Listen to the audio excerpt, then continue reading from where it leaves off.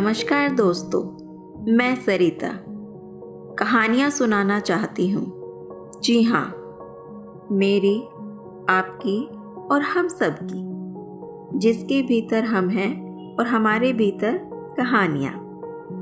आज मैं आपको सुनाने जा रही हूँ अपनी स्वरचित कहानी मैं स्कूल नहीं जाऊँगा। कविता के नीचे वाले फ्लैट में कोई नया परिवार आया था। उस परिवार को आए 3 महीने हो चुके थे, परंतु उस परिवार में कितने व्यक्ति हैं, वो क्या काम करते हैं, कविता को कुछ मालूम नहीं था, क्योंकि उसकी जिंदगी एक कॉपी पेस्ट सी थी। हमेशा वही दिनचर्या, सुबह उठो, जल्दी जल्दी नाश्ता और खाना बनाओ, घर के 1-2 काम निपटाओ और फिर जल्दी जल्दी तैयार होकर स्कूल भागो। वह एक अध्यापिका है, 7 बजे तक उसे स्कूल पहुंचना होता है और दोपहर को वह अपने दोनों बच्चों को स्कूल से साथ ही लेकर आती है। फिर उन्हें खाना खिला, घर का बचा कुचा काम निपटा कर शाम के काम की तैयारी में लग जाती है और फिर उसे दोनों बच्चों को होमवर्क भी तो कराना होता है। इसी भागदौड़ के चलते उसे समय ही नहीं मिल पाता कि वह शाम को पार्क में बैठी उन स्त्रियों के पास जाकर 2 पल उनके साथ हंसी ठिठोली कर सके। शायद फिर शहरों का कल्चर ही ऐसा हो चला है कि तुम्हारे आसपास कौन लोग हैं तुम्हें दिखाई ही नहीं देते, क्योंकि तुम केवल सीधी चाल चलना चाहते हो। या फिर ये भी हो सकता है कि तुम्हें लोगों से स्वयं आगे बढ़कर रिश्ता जोड़ना आता ही ना हो। अब इसमें कौन सी बात कविता पर फिट बैठती थी, पता नहीं। आज जब कविता स्कूल से वापस आई तो सीढ़ियां चढ़ते हुए उससे आगे एक स्त्री 2 बच्चों का हाथ पकड़ सीढ़ियां चढ़ रही थी। कविता ने अपनी गति धीमी कर ली। वह स्त्री गर्दन और नजरें झुकाए आगे बढ़ती गई। कविता को समझ आने लगा कि हो ना हो ये नीचे वाले फ्लैट में आए नए किराएदार ही हैं। वह मन ही मन सोचने लगी कि अगर वह पीछे मुड़कर देखेगी तो वह हेलो कर लेगी, परंतु कविता की यह कोशिश बेकार हो गई। वह उसी तरह नजरें झुकाए ताला खोलने में व्यस्त थी। हाँ, बच्चों ने जरूर उसकी ओर अजनबी वाली नजरें डाली तो वह धीमे से मुस्कुराकर आगे बढ़ गई। अब प्रतिदिन तो नहीं, 1-2 दिन में इसी तरह से मुलाकातें होने लगी। जान पहचान केवल मुस्कुराहट तक ही सीमित थी। कभी उसकी मुस्कुराहट कविता की तरफ आती तो कभी कविता की मुस्कुराहट उसकी ओर। धीरे धीरे कभी कभी उस घर में 2 व्यक्ति भी नजर आने लगे। एक शायद सिगरेट पीने का आदी था तो बालकनी में सिगरेट पीते हुए खड़ा हुआ नजर आ जाता, और दूसरा कभी कुछ सामान लेने के बहाने आते जाते नजर आ जाता और फिर अचानक ना जाने कहीं गायब भी हो जाता। 6 या 7 महीने से भी ऊपर हो चले थे, परंतु उनका पड़ोसी धर्म केवल उनके दरवाजे बंद होने और उसमें से किरकिर की आवाजें होने तक ही सीमित था। बेटे रात को देर तक पढ़ते थे तो उन्हें यह आवाज़ बहुत ही परेशान करती। फिर एक दिन बड़ा बेटा जाकर उन्हें बता ही आया कि आंटी, दरवाज़ों के कब्जों में थोड़ा तेल लगा दो तो यह आवाज़ बंद हो जाएगी। बेटे ने आकर हंसते हुए बताया कि आंटी ऐसे देख और सुन रही थी कि जैसे मैं कोई ऐसी बात बता रहा हूँ जो उन्होंने कभी सुनी ही ना हो। कविता समझ सकती थी, क्योंकि उन्होंने बचपन से ही अपने घरों में छोटी छोटी रिपेयर और कार्यों को करते हुए अपने पापा को देखा था और वह स्वयं भी कर लेते थे। यही कारण है कि कविता के घर में जल्दी से कभी कोई प्लम्बर या इलेक्ट्रिशियन आता ही नहीं था। कविता जब भी उस पड़ोसन को देखती वह हमेशा भाव शून्य सी लगती। आज तक सोसाइटी में किसी के साथ उसे बातें करते नहीं देखा था। इस शहर ने हमें बहुत कुछ सिखाया है, और इस सीख में एक सीख यह भी है कि हमें किसी की जिंदगी में बिना मतलब झांकने की क्या ज़रूरत है। हाँ, अगर मतलब है तो फिर झांकना तो क्या, फिर तो बिना बुलाए मीठी चाशनी वाले व्यवहार के साथ आप उसके घर, जिंदगी कहीं भी बेरोक टोक घुस सकते हैं। पर ये शायद स्थान स्थान पर भी डिपेंड करता है। आज भी हम बस्तियों में देखें तो वहाँ पर थोड़ा भाईचारा और नाता रिश्ता बचा है, परंतु फ्लैटों में सिर्फ हम और हमारी दीवारें। अपवाद स्वरूप एक दो परिवार यहाँ भी बस्तियों जैसे नजर आ जाते हैं। हाँ, फ्लैटों की शामें जरूर जीवंत होती हैं। शाम को सजी संवरी स्त्रियां जिनके बच्चे छोटे हैं उन्हें लेकर पार्क में या फिर सोसाइटी के खुले प्रांगण में नजर आ जाएंगी। इनमें भी ज़्यादातर हाउसवाइफ ही नजर आती हैं। यहाँ भी अपवाद स्वरूप अन्य स्त्रियां भी मिल सकती हैं। कविता भी बालकनी से झांक कर कभी कभी स्त्रियों से हाथ हिलाकर या फिर घर का कुछ सामान लाते हुए 5-7 मिनट उनसे बात कर मेल जोल और अपनी पहचान बनाने में कामयाब मानी जा सकती है। नवंबर शुरू हो चुका है और ठंड भी अपनी उपस्थिति दर्ज करवा चुकी है। इसलिए प्रातः कविता का उठने का समय 5 से 5:30 हो गया। वो क्या करे, कंबल से निकलने का मन ही नहीं करता। आज भी वह नियत समय उठकर रसोई में गई तो उसे लगा कि शायद कोई रो रहा है। पहले तो उसे लगा कि कानों का वहम है, परंतु धीरे धीरे रुदन तेज होने लगा। कविता ने घर के मेन दरवाजे पर आकर सुनने की कोशिश की तो आवाज नीचे वाले फ्लैट से आती हुई लगी। वह फिर से रसोई में आ गई क्योंकि जल्दी जल्दी काम जो निपटाना था। अपनी भाग दौड़ वाली जिंदगी को लेकर कभी कभी हम अध्यापिकाएं बड़ा हंसती हैं कि हमसे तो अच्छे मच्छर ही हैं, कम से कम शिफ्टों में तो काम करते हैं। अब आप कहोगे इसका क्या मतलब? जिन्होंने मच्छरों के बारे में पढ़ा होगा वो उनकी शिफ्ट के बारे में भी जरूर जानते होंगे। अचानक रोने की आवाज के साथ साथ दरवाजों के भड़बड़ाने की आवाज भी आने लगी। कविता इग्नोर कर काम में लगी रही, परंतु बार बार ध्यान उधर ही लगा था और ना चाहते हुए भी अपने आप ही ध्यान उधर खींचा चला जाता था। रुदन भी पहले से ज्यादा तेज होता जा रहा था। आवाज इतनी तेज हो चली थी कि पति देव भी उठ गए। एक नई आशंका ने घेर लिया कि कहीं कोई हादसा तो नहीं हो गया घर में।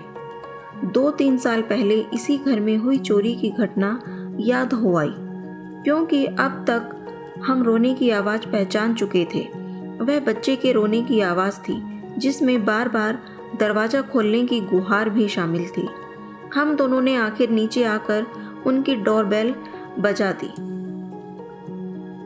स्त्री ने दरवाजा खोल जाली वाले दरवाजे से ही पूछा, हाँ जी। बच्चा इतने क्यों रो रहा है, कुछ प्रॉब्लम है क्या? कविता ने पूछा। कुछ नहीं, यह रोज ऐसे ही तंग कर। बोलते बोलते उसकी आवाज भर्रा गई। मैं अंदर आ सकती हूँ? कविता ने पूछा। उसने बिना हाँ ना कहे दरवाजा खोल दिया। कविता अंदर चली आई और पति महाशय वापस चले गए। कोई खास बात जो न थी। अंदर पहुंचते ही एकदम से वह चौंक गई। पूरा ड्राइंग रूम खाली था। केवल 2 प्लास्टिक की कुर्सी पड़ी थी जैसी उसकी बालकनी में पड़ी रहती हैं। सामने वाले कमरे का दरवाजा बाहर से बंद था। उस दरवाजे को खुलवाने के लिए ही वह बच्चा जोर जोर से दरवाजा बजा रहा था और साथ ही साथ रो भी रहा था। कविता ने प्रश्नवाचक नजरों से उस स्त्री की ओर देखा तो उसने बताया कि वह स्कूल नहीं जाना चाहता, इसलिए उसने उसे कमरे में बंद कर दिया क्योंकि वह उसको रसोई में काम करने नहीं देता। बात करते करते आंसू उसके आंखों के कोरों में अटके थे, मानो निकलने के लिए इजाजत मांग रहे हों। एक अध्यापिका वाला स्वाभिमान कविता के अंदर अंगड़ाइयां लेने लगा। पूछ बैठी, मैं बच्चे से बात करूं? उसने धीमे से गर्दन हिला दी। उस समय उस स्त्री की हालत ऐसी थी मानो शहर के चारों ओर भीड़, लेकिन वह असहाय और अकेलेपन से जूझ रही है। जैसे ही कविता ने दरवाजा खोला, बच्चा तेजी से उसकी ओर बढ़ा, परंतु एक अजनबी शक्ल देख वह वहीं ठिठक गया और जल्दी से हाथ पीछे कर लिए। परंतु कविता देख चुकी थी कि उसके हाथ में क्या है, इसलिए वह भी थोड़ा घबरा गई। उस बच्चे का रोते रोते मुंह लाल हो चुका था। नाक और आंख दोनों से पानी बह रहा था। चेहरे पर क्रोध इतना कि आज तक कविता ने इस छोटे बच्चे में ऐसा क्रोधित चेहरा कभी नहीं देखा था। वह क्रोधित नजरों से कभी अपनी माँ और कभी कविता की ओर देख रहा था। वह चुपके से उसके पास बैठ उसके सिर पर प्यार से हाथ फिराने लगी और दूसरा हाथ उसके पीठ पीछे पहुंचा दिया। उसने पहले तो उसकी ओर गुस्से से देखा, फिर न जाने उसे कविता की आंखों में क्या नजर आया कि उसने अपने हाथ में पकड़ी हथौड़ी छोड़ दी। क्या नाम है आपका? रजत, वह गुस्से से बोला। कविता ने पास ही पड़े कपड़े से उसका चेहरा साफ कर दिया। क्या हुआ, आप रो क्यों रहे हो? मुझे स्कूल नहीं जाना। क्यों? अच्छे बच्चे तो स्कूल जाते हैं। नहीं नहीं, मैं नहीं जाऊंगा, नहीं जाऊंगा, कभी नहीं जाऊंगा, मैं स्कूल नहीं जाऊंगा। कहते कहते उसकी चीखें निरंतर तेज होती जा रही थी। कविता ने झट से उसे अपने आगोश में ले लिया। पर क्यों नहीं जाओगे बेटा, एक बार बताओ तो, फिर हम नहीं भेजेंगे। उस बच्चे के बोलने से पहले उसकी मम्मी बोल उठी। इसका रोज का ड्रामा है मैम। मैं ब्रेकफास्ट बनाऊं या फिर इसे संभालूं? इसके रोने से इसका छोटा भाई भी उठ जाता है और फिर वह भी रोने लगता है। फिर बताओ मैं कैसे, किस किस को क्या क्या करूं, कैसे संभालूं? कहते कहते उसकी रुलाई फूट गई। कविता इस स्थिति से विचलित हो गई। उसके पास इतना समय नहीं था कि वह सबकी बातें ध्यान से सुने। उसने बच्चे को प्यार से कहा, ठीक है, आज आप स्कूल नहीं जाओगे, पर मम्मी को तंग नहीं करना, चलो आराम से सो जाओ। और फिर उसकी मम्मी का हाथ पकड़ बाहर ले आई और बोली, देखो प्लीज़ आज उसे मत भेजो मेरे कहने से, और तुम भी एक कप चाय बनाकर पियो और रेस्ट करो। अभी तो मुझे स्कूल जाना है, दोपहर में आकर बात करेंगे। परेशान मत हो, कभी कभी सारे बच्चे ही ऐसा करते हैं। और कविता ऊपर आ गई। आज स्कूल में भी उसका मन नहीं लगा। घर आकर उसने जल्दी से लंच बनाया, चॉकलेट लेकर नीचे पहुंच गई। दरवाजा खोलते हुए उस स्त्री ने आज उसका मुस्कुराकर स्वागत किया और फिर दोनों ड्राइंग रूम में पड़ी उस कुर्सी पर बैठ गई। वह बच्चा भी उन्हें देखकर मुस्कुराया और दरवाजे के अंदर ही खड़ा होकर झांकने लगा। उसने उसे पास बुलाकर चॉकलेट दी। उसने उसे थामते हुए मम्मी की ओर देखा, जैसे कि अमूमन हर बच्चा करता है। परमिशन मिल जाने पर फिर खुश होता हुआ चॉकलेट लेकर कमरे में भाग गया। उस स्त्री से बातें करने पर पता चला उसका नाम शंपा है और वह असम से है। हिंदी अच्छे से नहीं आती थी। उसके सबसे कटे रहने का राज अब खुला। उसके पति नेवी में थे, इसलिए 6 महीने तक वह घर से दूर रहते थे। पहली बार दिल्ली में आए थे। किसी से जान पहचान नहीं थी। कभी कभी शंपा का भाई आकर उनको देख जाता था। गुड़गांव में अपना घर ले लिया था। अप्रैल में शिफ्ट करना है, इसलिए उस घर में कोई सामान नहीं खरीदा। शंपा ने खाली घर में होने वाली शर्माहट को दूर करने के लिए सफाई दी। घर में सामान होने का कितना महत्व है, कविता को उस दिन पता चला। घर का खालीपन भी व्यक्ति को कितना कमजोर बना देता है। चॉकलेट समाप्त करने के बाद वह बच्चा मुस्कुराता हुआ फिर वापस आकर उनके पास खड़ा हो गया था। कविता ने हंसकर पूछा, रजत, कल स्कूल जाना है? नहीं। पर क्यों बेटा? वो स्कूल अच्छा नहीं है, वहाँ सारे बच्चे पागल हैं और टीचर भी पागल है। उसके चेहरे पर फिर क्रोध झलकने लगा। उसने उसका हाथ पकड़कर अपनी ओर खींचा, फिर उसकी आंखों में झांकते हुए बोली, ऐसे नहीं बोलते बेटा टीचर के लिए। क्यों? जब टीचर गंदी होगी तो बोलना पड़ेगा ना। वो मेरी बात कभी नहीं सुनती। तुम्हारा कोई दोस्त नहीं बना वहां? कविता के पूछने पर वह उसी टोन में बोला, नहीं, वो सब बच्चे गंदे हैं। मुझे नेपाली कहकर बुलाते हैं और मारते हैं, गाली भी देते हैं। और जब मैंने टीचर से कंप्लेंट की तो उन्होंने मेरी बात नहीं सुनी और उल्टा मुझे ही डांटने लगी कि अभी अभी स्कूल में नए नए आए हो और झगड़ा करते हो, और फिर मुझे 2 थप्पड़ भी मारे। इसलिए मैं उस स्कूल में कभी नहीं जाऊंगा। मैं शांत होकर उसको देख रही थी। अच्छा, कल मम्मी जाकर तुम्हारी मैम से बात करके आएंगी कि तुमने झगड़ा नहीं किया था। स्कूल नहीं जाओगे तो फिर पढ़ोगे कैसे, और फिर पढ़ोगे नहीं तो फिर अच्छे आदमी कैसे बनोगे, नौकरी कैसे करोगे? मुझे नहीं पढ़ना और ना ही नौकरी करनी है।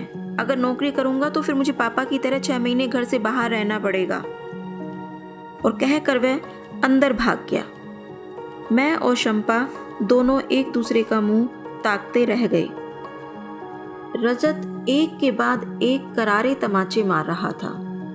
इस शिक्षा पद्धति पर, अध्यापकों पर, समाज की प्रांतीय असमानता पर और पापा की नौकरी पर भी। उसे इस बात से कोई सरोकार नहीं था कि ये तमाचे किसी गाल पर पड़ेंगे भी या फिर केवल हवा में ही लहराते रह जाएंगे, और वह केवल एक बिगड़ा और उद्दंड बच्चे का लेबल चिपकाए यूं ही बड़ा होता चला जाएगा। यही थी हमारी कहानी। जल्द ही फिर मिलेंगे लेकर अगली कहानी।